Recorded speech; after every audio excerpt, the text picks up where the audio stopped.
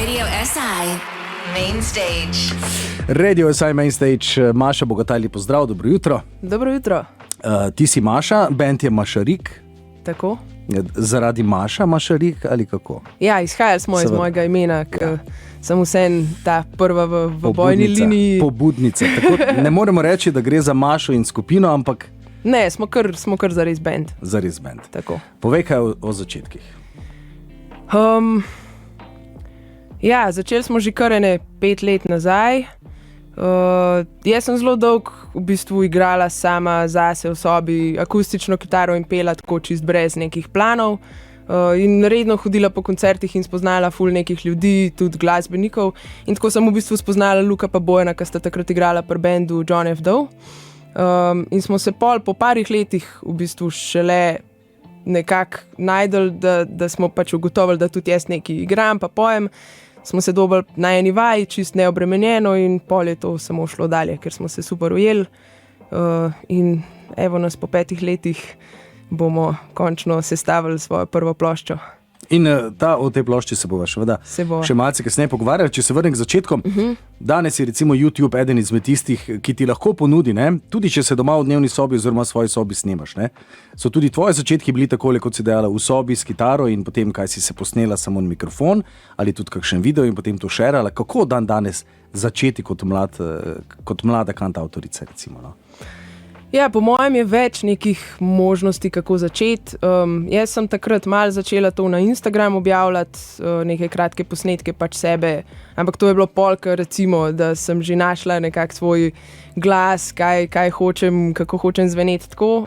In to je dejansko videl Luka, klaviaturist, da je pol sploh vedel, da jaz tudi igram in pojem in da je pa to meni všeč, da se dobimo en dan, pa probamo, da vidimo, kaj nam rata skupaj. Tako da, če nimaš nobenega, s komur bi delal pač muziko, kaj jaz recimo takrat sem poznala en kup glasbenikov, ampak vsi so že imeli svoje bende, projekte in tako v moji generaciji v bistvu je kar malo manjkalo ljudi, ki igrajo inštrumente, pa ki bi imeli tako ljubezen do tega. Tako da, če nimaš nikogar, je mogoče res ta social media nek najlažji način, da te pač nekdo najde, a ne, ki te sicer ne bi poznal. Zdaj glasbeno, ne? Si nekako odraščala ali si sama našla kakšno starejšo muziko, ne vem, 70-ih ali kako? Ja, moja starša sta poslušata zelo dobro glasbo, pa tudi neke te plošče imam od njiju, ki sta preposlušala pač vse te Beatles, Stonese, Floyde in te zadeve, ampak me ni nobeden nikoli zares usmerjal, sta mi pač čisto pustila prosto pot, poslušaj, kar ti paše. Jaz sem gor zrasla takrat 2000, ko je bil ta nek pop moment, ko smo pač vsi poslušali to. Ampak sem se pač prebila pol čez to in kar naenkrat odkrila neke te stare bende in ratala navdušena in ugotovila, da obstaja tudi blues in pač šla poslušati čisto staro glasbo, pol, ko sem se jo naposlušala pa nazaj na neke novejše stvari. No in če se zdaj vrneva k zasedbi, ne? Dejala si, da ste zdaj v bistvu 3, ne? Na koncertu si pripeljete še koga zraven ali kako? Ja, basisti se nekako v teh 5 letih menjajo ves čas, tako da v bistvu stalna nekak zasedba čisto od začetka smo mi 3 z Lukom in z Bojanom, to se pravi bobnar in klaviaturist. Basist je pa ta moment Amadej in upam, da tudi ostane, zdaj smo lih na sveže v bistvu z njim začeli sodelovati, tako da če se izkaže, bo 4. član. No. Ampak zanimivo, recimo Dorsi niso imeli basista, ne? Dorsi so bili tak zanimiv band, ne? Kjer se je pa ne govorim, da ne, seveda sem eden izmed navdušencev bas linije, kako pak, ne, ampak kakšen je feeling pri ustvarjanju muzike, ne, ko ti manjka tista močna linija, ne, ali ste nasneli kak elektrobas, kakšno matriko ali kako, da ste dobili feeling bolj polnega zvoka, recimo? Ja, sej tudi Dorsi so imeli v bistvu na platah tudi posnet bas, oni sam v živo niso imeli basista, ne. Tako da bas je kar en ta poden element, ki se ga rabi, tudi klaviature ne morajo čist doprinesti takega podna, kot ga naredi bas. Tako da sej mi smo skozi večino časa našega delovanja smo zmer imeli nekega basista, to je zdaj v bistvu 4. basista. Ne? In tako da ta bas nam nikoli ni zares manjkal, ampak zdaj recimo, ko smo pa ploščo snemali, lansko leto tudi smo malo naredili pauzo od koncertov, zato ker pač kot prvo nismo imeli basista, kot drugo smo rekli, treba je plato posneti, oboje naenkrat nam ne gre skozi, dajmo se fokusirati na plato. In smo pol rečemo, outsourcali basista. Tako da zares nam je 3/4 plate posnel Lenart od Murphyjev. Smo probali pač par različnih basistov, malo smo se igrali v bistvu na plošči in pol je Lenart nekako obveljal kar do konca.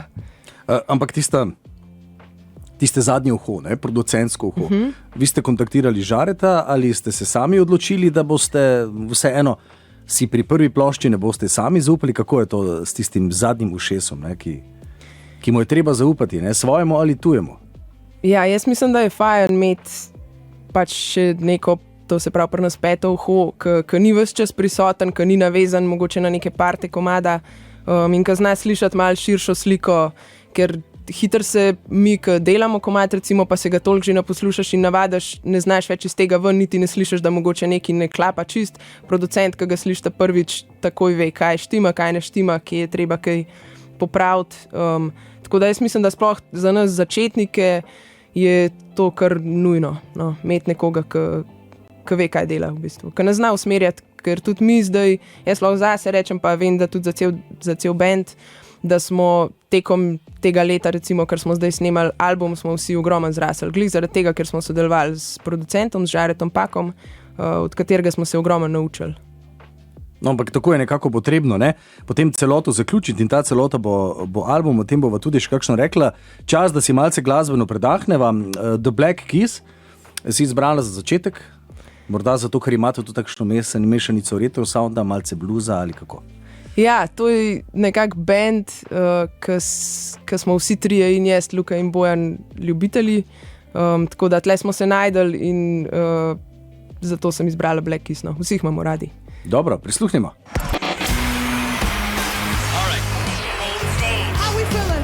Radio SI, Main Stage. Tako, Mašarik, Maša Bogataj z nami, zasedba, kot smo slišali, trio, basisti se menjavajo in prihajajo. Če se vrnemo k samemu ustvarjanju glasbe, izven etra sva se pogovarjali o prostoru za vaje, ki je nekako nek organizem, ki ga band potrebuje. Z Bleda ste leteli, zdaj ste pristali v Radovljici, končno ste našli svoj prostor, pogovarjali sva se, da je dobro, če je možno, da imaš prostor, ki je samo od enega benda, da potem ni nekih Google razpredelnic in vsega skupaj, da lahko greš ustvarjati, ko je tista energija, ko začutiš, ko imaš idejo, da niso ponedeljki, četrtki, srede ali petki o 5 popoldan. Kako je ta ustvarjalni proces? Se vstaneš v soboto zjutraj, letiš v studio ali greš po noči, kako? Ja, čist, kakor nam paše, ker imamo res zdaj nekak ta privilegij, da smo pač sami v svojem prostoru. Mal je od tega, koliko si zorganiziran človek. Zdaj naš band je, kar se tega tiče, mal slab in se skozi sprot dogovarjamo, ali bo vaja jutr ali bo pojutršnjem. Tako da nam to res ustreza, pa meni tudi, ko imam 5 minut do placa za vaje peš, da grem lahko v bistvu tja ustvarjati in imam kar vse kitare in vse je tam, sploh nimam nič doma in pač, ko me prešine neka ideja, grem tja. Tako da, če grem pa sama, grem pa bolj v dopoldanskih urah, kot pa po noči. To je recimo zanimivo vprašanje, jutranji ali večerni tip ali odvisno od dneva? Ne, jaz sem kar jutranji tip. Pa Luka tudi. Bojan pa večerni. Amadej pa tudi, basist, Amadej pa tudi večerni. In potem na tem prostoru imate tudi kakšne snemalne naprave, snemate ali striktno snemate kje druge? Ja, ne, imamo, ampak nič dost kvalitetnega, da bi recimo ta material lahko uporabili pol. Toliko imamo, da imamo računalnik, imamo mikrofone, toliko, da lahko nek čist soliden demo posnamemo, ampak pa snemamo tudi vse vajeno. V bistvu imamo zmer nek room mic, en mikrofon, da ko se recimo ali džema ali vadi, da se lahko pol tudi posluša, pa če se ujame kakšen tak moment, to je super metno. Skoraj bi se mi zdelo, da morda pri Mašarik teksti nastanejo pred glasbo, Ja, teksti nastajajo posebej od glasbe, Večino časa, oziroma mislim, jaz pišem tekste zelo tako kot neko poezijo. Ko začnem pisati, ne razmišljam zares o tem, ne vem, da bi že takoj neko melodijo dobila v glavo, ampak kar nekako, a mi teče tekst čist, če ga berem, neka ritmika, fonetika v to smer. In pol se mi pač te teksti nabirajo, pol pa čisto odvisno, ali na vaji recimo džemamo, pa pade neka lepa ideja, pa potegnem vam par tekstov, hitro vidim, kjer je nekako ritmično ta prav in probamo. Tudi kakšnega pač čist doma, pol sama v glasbi, pa pol navaji naredimo aranžma, čisto odvisno. Zdaj, tvoja besedila in način petja včasih potegne tudi malce na kak soul, ne? Kako najdeš ti to svojo barvo glasu, ne? Koliko si hodila in šolala ta glas, koliko to pride iz tebe, ta barva, ta toplina recimo, no? Vokala? Ja, šolala se nisem nič. Sem pa kar dolg enih let iskala v bistvu svoj glas, ker se mi zdi ta neka začetniška fora je, da ne vem, ti primeš kitaro, se naučiš tistih par akordov, zato da bi malo zraven pel in pol igraš komad od Siddharte in zveniš kot Tomi. In igraš komad od, ne vem, Dante in zveniš kot Tokac, recimo. A ne? Tako, začneš z nekim tem posnemanjem, zdaj, kako pa najdeti pol iz tega ven svoj vokal, da ka ti odigraš oziroma odpoješ komad od Siddharte, da to zveni kot da ga ti, a ne da ga poje nek oponaševalec Tomija, recimo. Tako da nisem to počela zares tako zavestno, da bi prav iskala. Jaz sem ves čas govorila, če bi znala pet, koliko bi mi bilo to dobro. Ampak sem to tako rada počela, pa tako dolgo počela, toliko enih let, da sem se pač v tem času izoblikovala. No. Ja, ampak enkrat je bilo potrebno zaupati vase, ne? Ja. Kdaj je bil ta moment, ko si zaupala vase, ali ti je nekdo rekel, v redu je, super je, ne? Ja, sem se kar zelo dolgo držala svoje sobe, pol sem pa počasi, kot sem rekla, malo začela na Instagram kakšen posnetek objavljati, ko se je meni zdel, da recimo je dosti dobro, da bi lahko pač to pokazala svetu, ker sem kar samokritična oseba, tako da mogoče za to trajalo toliko časa, ampak pač vse je z nekim razlogom, zgleda je moglo toliko časa biti. Pol sem pa tudi že malo počas kakšnemu glasbeniku kaj pokazala, tudi ne vem, Hamotu sem recimo dala kaj za poslušati, Boštiju iz Dandejo sem dala kaj za poslušati, pa dobiš pol nek feedback nazaj in pač pičiš dalje. Nekako znotraj communityja, ne, si dala med mojstri, da je zaokrožilo, ne. Ja. Kaj sicer počneš, ko se ne ukvarjaš z glasbo? Sicer sem grafična oblikovalka, po izobrazbi pa arhitektka, ampak delam grafiko. To se pravi, preživljam se z grafičnim oblikovanjem. Glasba je pač zaenkrat še, rečemo temu pol hobi, oziroma, ampak upam, da nekoč lahko to malo bolj zmiksam, tudi kar se tiče nekih financ, da pač lahko nekaj časa vložim v grafično oblikovanje in več v glasbo. Spravi si v bistvu zdaj na dva načina freelancerka, ne? Ja, če tako gledaš glasbeno in potem tudi samo ekonomsko, ne? Tukaj zmeraj živiš pa na Gorenjskem, ne? Tukaj vmes najti potem tisto pravo nit, ne? Kako preživeti, živeti na dostojno, pa potem tisto umetniško veš poet oziroma glasbenik svoj dolg in vse skupaj skombinirati, ne? Ti pa grafično oblikovanje recimo najbrž pomaga tudi pri celostni podobi benda, ne? Vse tukaj ni treba kaj outsourcati, recimo. Ni treba outsourcati, samo moram pol čist res vse jaz narediti. Tako da, ne, to je super, zato ker pač danes se itak rab, banerje, logotip, vse te stvari rabaš imeti, in če to ne zna nobeden v bendu narediti, pač moraš nekoga plačati za to. V štartu itak ni financ za nič, in jih rajiš mogoče daješ v opremo, pa v pač studio in producente in to. Tako da je to pač super, ja, pride prav. Dobro, Maša, hvala za enkrat, zdaj te bomo še malce pustili v studio. Hamo in Tribute to Love greva še malo dlje, tudi prej si Hamota omenila. Znotraj žanrsko se seveda glasbeniki poznate, zakaj je prišlo do izbora te skladbe? Ja, oni nam že od začetka zelo pomagajo, smo bili tudi njihova predskupina, ko smo začeli v bistvu naši prvi špili, pred njimi smo igrali tudi v Križankah, ko so imeli največji špil in zdaj bojo oni pred nami igrali v Kino Šiška. No, edina prava reč seveda, da se glasbeniki med seboj podpirate. Hvala lepa, Maša, se čez dobrih 20 minut ponovno vidimo. Velja, se vidimo.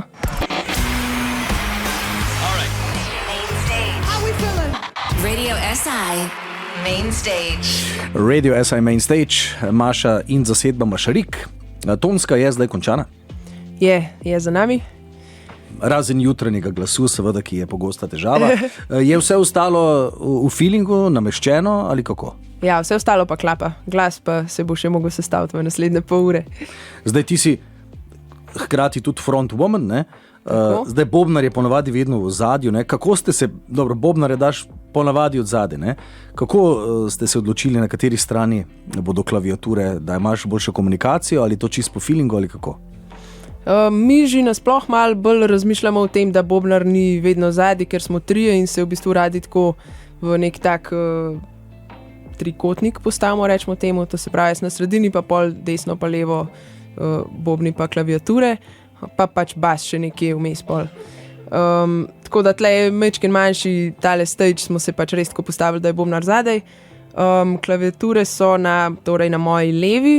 To je pa v bistvu odvisno od tega, ker Luka ima dva keyboarda, eno so torej klavir oziroma kaj je to, Rhodes Wannabe, pa orgle. In pol je njemu v bistvu važno, kje ima kaj ima desno, kaj ima levo roko, tako da mu bolj paše, da je na moji levi. No, ker tista komunikacija, ne sredi koncerta, ker koncert je ipak neke vrste improvizacija, ne, je nekako pomembna, ne, kako je to eye contact, je to kakšni zvoki, kako komunicirate kot organizem recimo na odru? Ja, je kar drugače kot na vaji, ker na vaji smo tako pač nekako v krogu, da se gledamo in se res ves čas gledamo. Tako da, ko si enkrat na odru in sem jaz toliko pred vsemi, zares, da se s komorkoli spogledam, moram kar glavo obrniti. Tako da mi to ne pomaga kaj dost. Ko pa ne rabim biti za mikrofonom in pet, se pa pač mal prestavim tudi do Luka ali do Amadeja na drugi strani, toliko, da je mal da se mal vidimo, pa spogledamo, pa odšpilamo kaj bolj tako skupaj. Koliko je pa ta duet tvoje kitare in vokala, ne? Tista, zaigraš samo kakšno linijo, ko poješ ali kako si uskladila to recimo, ne? Kitaro in vokal? Mislim, kar veliko igram, no. Zato, ker sem edina kitara v bendu, tako da moram kar veliko pokriti, ker če ne igram, če bi igrala samo kakšno linijo, ratamo zelo klavirski, zelo hiter, a ne. Tako da je kar veliko dela na meni. Je pa tako, kot bi rekel producent, je to ful dobro, zato ker kitara velikrat posega v vokal. Jaz pa pač sama vase ne posegam, zato ker igram oboje, a ne, in si res v bistvu tam, kjer je prostor, odpojem, tam, kjer je prostor za solo, odsoliram, ni nikoli eno čez drugo, a ne, ker v bistvu ne gre skupaj. No, to so verjetno tudi tiste izkušnje, ki jih imaš na začetku, ko si sama s kitaro, ne? Takrat tudi sebe spoznaš, ampak moraš se pa navaditi, da to pride organsko, ne? Da se izklopi tisti mindflow, tisti nadzor, ki ga imaš, ne? Da padeš not v trenutek, ne? Kako dolgo rabiš, da padeš v trenutek, ne? Na začetku pri prvem komadu na koncertu je mogoče še malce ogrevanja, ali je tista tonska vaja že dovolj podstati, da padeš noter dokaj hitro, recimo? Ja, zelo odvisno. Kakor kdaj, kakor je dan, tudi zelo odvisno od setliste. V bistvu smo tisto sezono, recimo 2 leti nazaj, ko smo res veliko igrali, smo malo premetavali ves čas setlisto, pa probavali s čim začeti in smo v bistvu najdeli en komad, ki nas vse takoj vrže v flow in od tam dalje gre ful dobro vse. Tako da je več različnih faktorjev, no. Zdaj, Mašarik ste se odločili, zaenkrat je slišati bolj vse v slovenščini? Je to... Ja. Kar slovenščina. Boste ustrajali na tej poti zaradi izraznosti, seveda zato, ker si dejala, da sama besedila nastajajo kot poezija že v štartu, ne? Ja, jaz sploh nisem nikoli imela v angleščini, v bistvu en komad imamo angleški, ta je ratov zelo po nesreč, pa smo pol se odločili, da ga vsem pustimo tako, ampak vse ostale tekste pa pišem v slovenščini, ker se mi zdi neprimerljivo lepša in bolj naša kot pa angleščina. No, 15. maj je sicer datum, ko boste v Kinu Šiška predstavili svojo prvo ploščo, ki se imenuje logično posledično, bi lahko rekli tudi Otroci cvetja. Tako. Kako je bilo seštevati komade oziroma jih uvrščati enega za drugim za album, ne? Ali so padali eden z drugim, tako kot so bili singli, ali kako se je ta skupek zgodbe recimo zgodil? Vsej vrstnega reda še nimamo, ker se v bistvu komadi še miksajo, ampak že sam ta izbor, ja, katere komade daš na plato, kateri ne grejo na plato, tudi koliko jih bo, najprej je kazali, da jih bo 9, pa smo v bistvu zdaj v zadnjih, ne vem, 2 meseca nazaj smo naredili enega še čisto novo, pa smo ga hitro šibali še posnet, pač, ker se nam je zdelo, da je zadosti dober, da gre na plato. Določeni stari komadi so pač odpadali zaenkrat, saj mogoče jih kdaj tudi v prihodnosti pol še porabimo. Nekako, ne vem, stremiš k temu, kar je najboljš. In tist gre na plato, a ne? Potem pa ostanejo seveda še, kot se dejala, tudi nekateri singli, ki jih lahko kasneje uporabiš. Ne? Dobro, glasbeni premor, Murphy in Zaljubila. Tudi mogoče v zahvalo Lenartu, da je imel vso prispevek. Tako, v zahvalo Lenartu, pa čist fun fact, naš prvi špil kot Mašarik je bil pred skupina Murphyjem. No, evo, zdaj pa veste kaj in kako.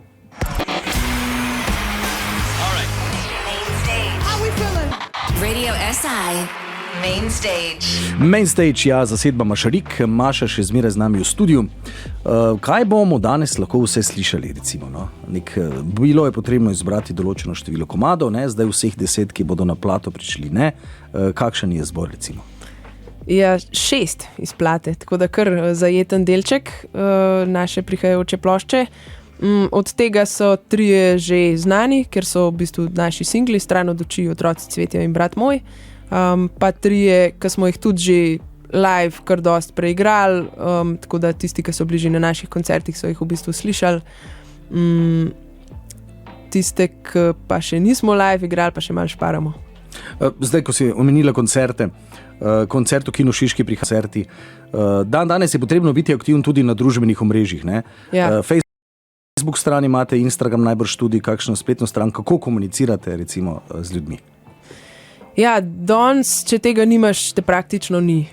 Ampak po drugi strani je pa tudi na teh medijih taka poplava vsega, da če enkrat poveš neko informacijo, ni zadost, ker pač tudi če vidi to toliko in toliko ljudi, tako hitro scrollnejo mimo, da sploh ne vejo, kaj so videli, kaj so slišali. Tako da, ko sva se prele pogovarjala, recimo za nek tak velik koncert, ki ga pripravljamo, je treba kar promocije se lotiti, obveščati skozi malo sprot, kaj se dogaja, dati ta insight ljudem v bistvu, da sploh vejo, da gre za nek dogodek, ker je v bistvu vsega preveč, no, danes. Ob temu lahko seveda omeniva tudi videospote. Ne? Videospoti so v vašem primeru tudi tista dodana zgodba, ki seveda nekako vse skupaj zaključi, ali tisto nujno zelo, ki pač spada tudi pod promocijo, recimo? Ja, oboje. Sigurno, lahko pa rečem, da zdaj otrok tak način ven, da smo najprej dali samo single kot audio, to se pravi na streaming in na radio. In pol smo naknadno posneli spot, ki je prišel, ne vem, kakšen mesec za tem pol ven. In lahko rečem, da je komad zaživel zares šele, ko je spot prišel ven. Do takrat si ga je folk poslušal, pa je bilo na radiju, ga je bilo dosti slišati, pa tako, ampak zares je sliko. Ja, poslušamo z očmi, takšno je pač to stanje. In-house je marsikaj, kot si dejala, tako grafično podobo kot vse ostalo. Kaj pa recimo pri samem snimanju videospotov, ste tudi bili sami toliko dejavni ali so bile kakšne protiusluge med prijatelji, kakšni scenariji, kako recimo je nastal videospot? Mislim, zmeraj pride neka ideja z naše strani, ampak jo pustimo pač, da jo dodela režiser oziroma kdorkoli, s komorkoli pač sodelujemo v tisti moment. Smo za vse 3 spote sodelovali vsakega z drugimi ljudmi, tako da malo nam je še zanimivo v bistvu probavati, kako različne glave razmišljajo, kam pelje, kaj rata, toliko, da mogoče si pol s časom neko ekipo zgradimo s tistimi, ki nam je bilo najbolj fajn delati, ampak ja, zaenkrat nam je všeč malo še. In če zdaj prideva nazaj k nastopom v živo, ko si se začela z glasbo ukvarjati, ne, to je nek notranji klic, ki ga imaš, da bi rada, ne vem, ustvarjala, dala nekaj ven iz sebe. Si takrat razmišljala o tem, da bi sedela na odru in da drugi poslušajo, ali je bilo bolj zate? Kakšen je ta feeling, ko si na odru? Koliko ti je publika feedback, koliko ti je na potu, koliko te vleče na oder zaradi publike? Kakšno je to razmerje med tabo in med poslušalci, recimo v živo? Mislim, najslabše, če ni feedbacka, a ne? Če je feedback, je pač ponavadi pozitiven in te dvigne in ti pomaga zgraditi nek ta prijeten občutek na odru. Zdaj, jaz konkretno se pač še vedno in sem se kar spopadala tudi s tremo, je pa to vse kilometrina, večkrat špilaš in jo imaš, a ne? Ampak ja, mogoče mi je lažje nastopati na večjem odru kot na manjšem, ker na manjšem je res zelo intimno in vidiš vsega posameznika v oči in se hitro lahko kaj zmedeš, pa na teh večjih odrih recimo je pa res bolj masa ljudi, pa sploh če še nek aplavz pospremi vse skupaj, je mogoče lažje. No? Kaj pa recimo ta nek bendovski moment pred koncertom, ne vem, nekateri dajo roke, eno na drugo se nekaj zaderejo, drugi imajo neke interne, kako se pripravljate, kako je tisti zadnji push? Mi se objamemo, tako, ful zares. V kontekstu? Vsi štirje se objamemo in tam stojimo objeti, par sekund in pol pičimo na oder. Koliko je pa potem improvizacije recimo dovoljene? Ne? Zdaj komad, ki je studijsko posnet, poeditiran na radio, poslan, ne vem, 4 minute 26. Na odru je malce improvizacije, mogoče malce raztegnete po feelingu, da potem veš, zdaj bo dovolj, zdaj gremo dol ali kako je to? Ja, na odru si malo več dovolimo pri inštrumentalu. Vsej, kar se tiče vokalnega dela, je pač vse dokaj jasno. Malo pustimo prosto pot, da se kakšni soloti malo raztegnejo, introti, outroti, take zadeve. Da pač plove pa na vsakem špilu probamo to malo drugače. Lih zato, da ni vse isto, pa da ni vse, kot da poslušaš plato. In če zdaj, recimo, ko se dejala prej, neki intimen špil, pa večji oder, kateri koncert do zdaj, ki ste ga imeli, ti je ostal, pa tudi morda, če je kateri v manj pozitivnem, recimo, in zakaj?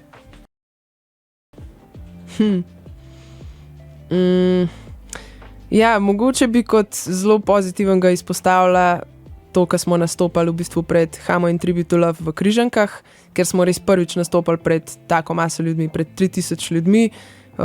Mal me je bilo strah, a me bo kaj zagrabila mal me ne bo in me ni. Saj ne toliko, da bi bilo pač moteče. In smo odžgali tiste komade tam gor, pač super je bilo, res. To je bil po mojem najlepši moment. Zdaj najslabši se nočem niti verjetno spomniti. Ne, pač, ampak, včasih kdo rad pove, ne? Ja, ne pade mi zdaj nič tako na pamet, ampak kdaj se zgodi, da kakšna stvar ne uboga čist. Evo, spomnim se enega špila, ko se mi je kitara ves čas nekaj razglaševala, prsti mi niso ubogali, ok, glas je sodeloval, ampak vse ostalo sem se pa sam nekaj borila s tisto kitaro, cel špil, sej folk reče, super je bilo, ampak jaz zase vem, da se da boljš. Ja, da ni bilo vroče samo od luči, ki so svetili nate, ampak tudi zaradi drugih reči. Ja. Dobro, še en glasbeni premor si privoščiva, potem pa na koncu še povzamemo vse skupaj. Tame Impala, The Less I Know, The Better. Uživo si dejala, si ga tudi videla, oziroma si jih videla, no, kakorkoli. Ja, z Bojanom Bobnarjem sva bila na njihovem koncertu v Puli. To je mogoče tajna muzika, ki nam tudi vsem dogaja, zato sem tudi izbrala ta komad. Čeprav je moderna, ampak ne. Ima spet pa tudi ta nek retro element od zadaj. Ja, seveda. Ampak vse to nam je všeč, da nekako združuješ ta retro z nekim novim časom. In z novim bitom. Dobro, prisluhnimo, Tame Impala.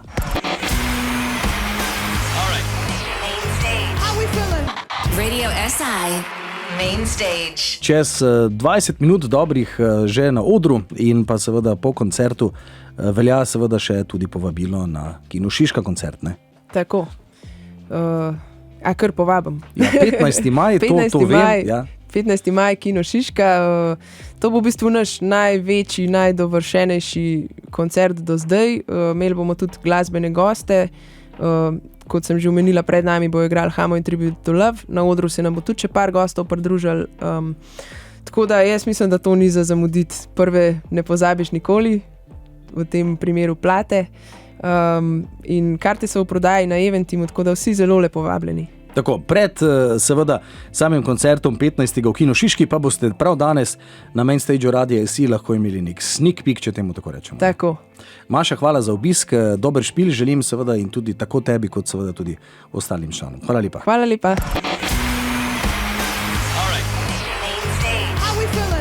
Radio SI Main Stage.